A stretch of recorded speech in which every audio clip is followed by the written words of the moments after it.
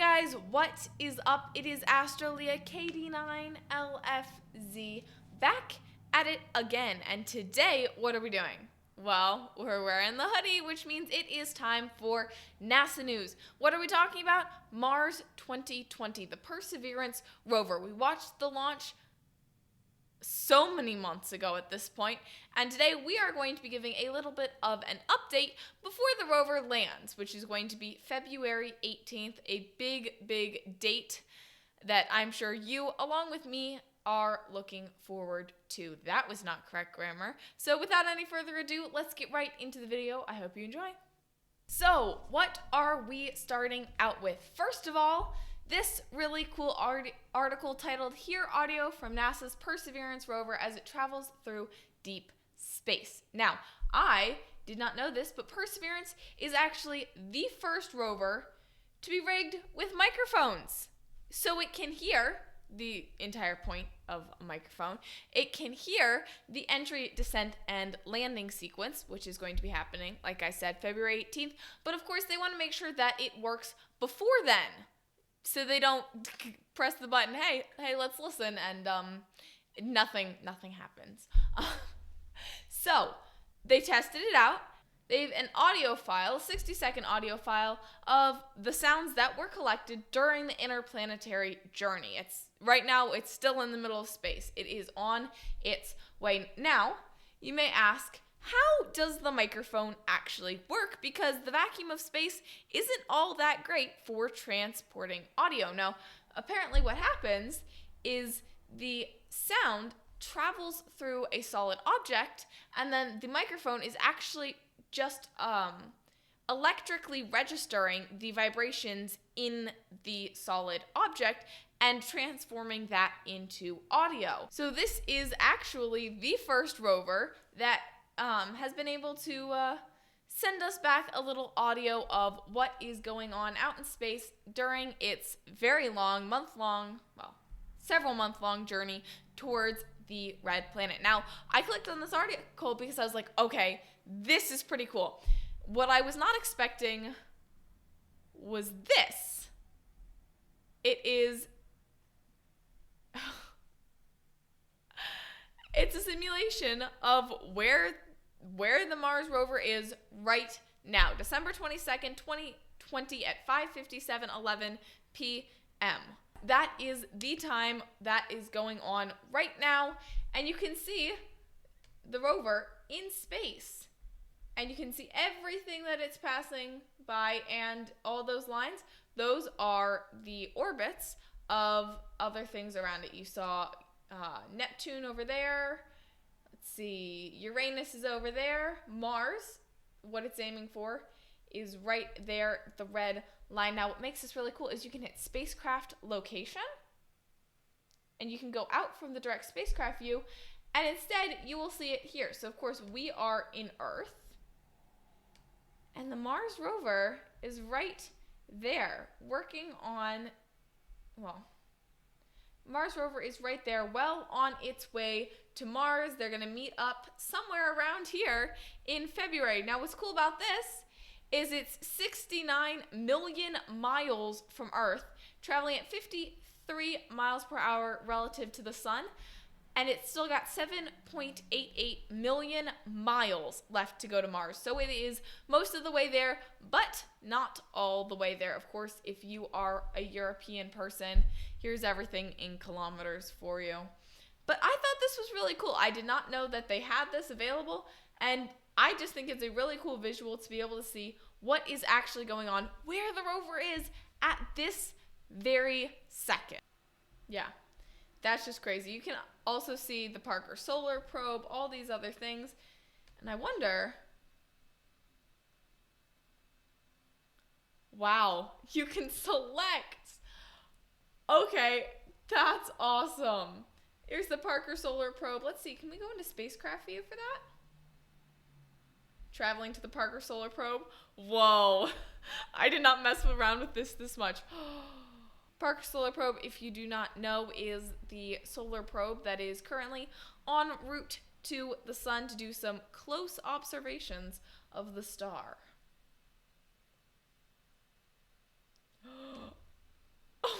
gosh. Wow. I'm gonna have to spend some more time on this webpage. But for now, yes. There is a microphone. They are picking up audio.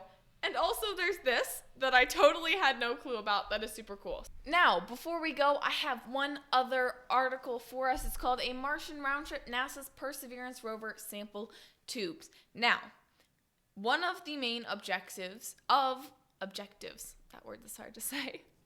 One of the main objectives of the Mars 2020 Perseverance rover is to collect samples and be able to bring those samples back so we can analyze what's on the surface of Mars and possibly look for biological material signaling that there is life, or at least was life, on other planets. Now, you may know about the test tubes and the sample tubes and basically what's going on with them.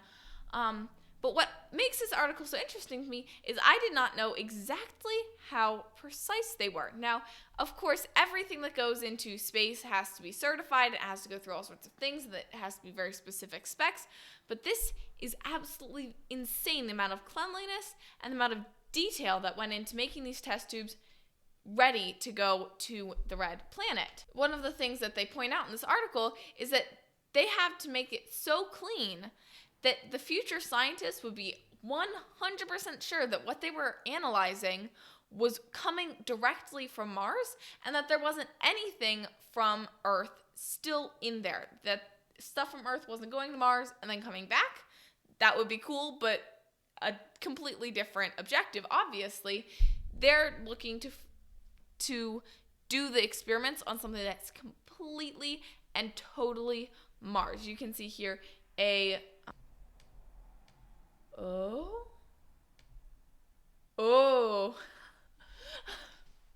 I'm such a child.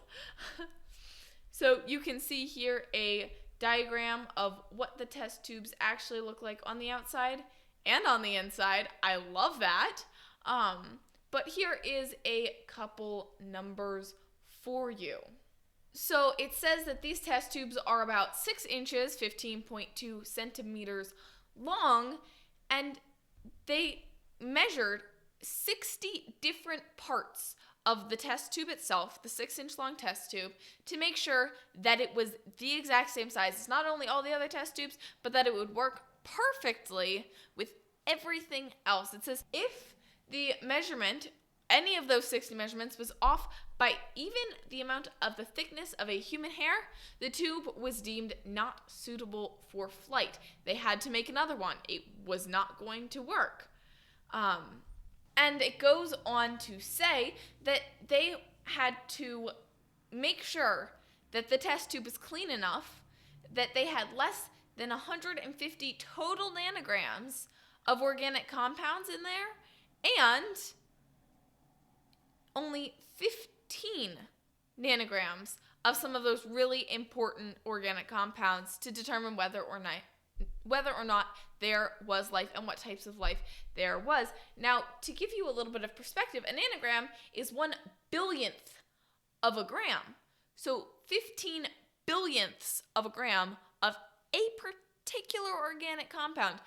That's how clean it needs to be. And in order to achieve this, they had a clean room inside of a clean room, and between every steps, they cleaned everything. Filtered air blasts, deionized waters, acetone, isopropyl alcohol, all the cleaning agents you can name to make sure that they were 100% clean so that in the future we know what we're actually looking at. And it goes on to say that they made 93 for flight, and after all the tests, after removing everything they possibly could, there was only 43 left. 43 sample tubes out of 93. And each individual test tube generated 250 pages of documentation and 3 gigabytes of images and videos. That's insane. The amount of documentation for each and every one of these test tubes to make sure that they are absolutely positively as clean as they can be.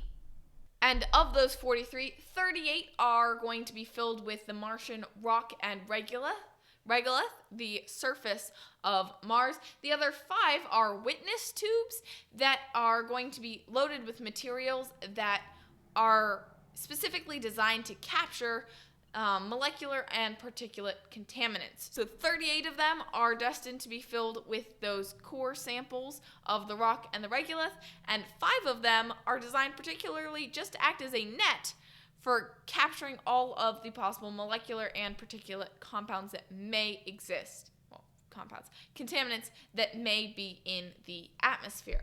And why is this so important?